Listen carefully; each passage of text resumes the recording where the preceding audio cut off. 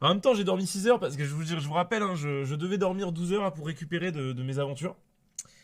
Et je vous promets, mais je me suis.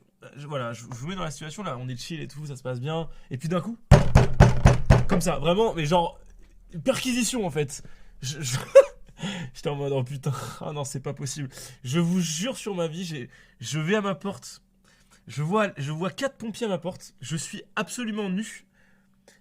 Je mets même pas d'habit. J'ouvre la porte comme ça, je laisse dépasser ma tête. Je suis en mode, qu'est-ce qui se passe? J'étais sûr que c'était pour moi, mais j'étais sûr. J'étais en mode, vas-y. Vas-y, c'est bon, vas-y, balance, balance, raconte-moi la dinguerie que j'ai encore fait, vas-y. C'est bon, vas-y, je suis à poil. Vas-y. Et genre, en fait, pas du tout. C'était pas du tout pour moi, en fait.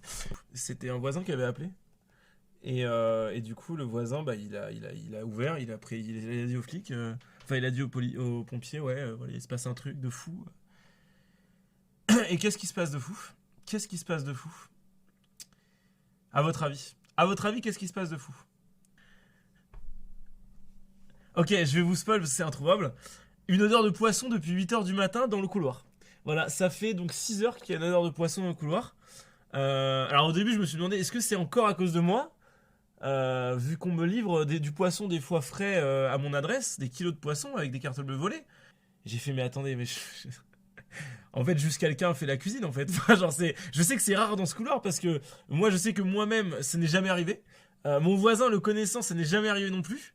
Donc, statistiquement, c'est vrai que l'odeur de cuisine dans le couloir, c'est très peu probable. Donc, faut s'inquiéter, normalement, si ça commence à arriver. Et après, il y avait une autre théorie, c'est qu'en fait, j'ai le voisin d'en face de chez moi. Je l'ai jamais vu. Mais en fait, il y a tout le temps des papiers qui s'accumulent à la porte. Et en fait, ils sont là. Et 2 mois plus tard, ils sont toujours là. Donc, ils ont jamais été enlevés. Le mec est jamais rentré chez lui. Donc, il y a personne dans cet appart. Et en fait, ça pourrait être que quelqu'un est mort, tu vois. Peut-être qu'il est mort dans l'appart. Et peut-être que du coup, c'est une odeur de cadavre.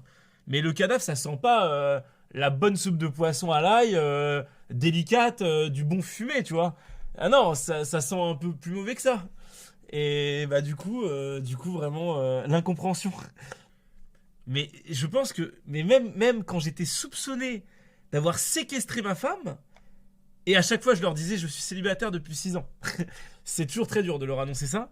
À chaque fois, ils frappaient pas aussi fort ma porte en fait. Vraiment.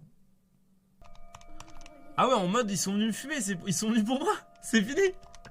Ils vont soit m'embarquer, soit me buter en fait. J'ai pas le choix. Et genre, c'était en mode, je sens que si j'ouvre pas ma porte, ils vont la détruire en fait. J'étais à poil, je vous dis, j'ai ouvert la porte à poil. J'ai jamais fait ça de ma vie, genre. Ah non, c'est incroyable. Je serais mort tout nu. La honte. Ah bah on meurt tous tout nus au bout d'un moment, théoriquement.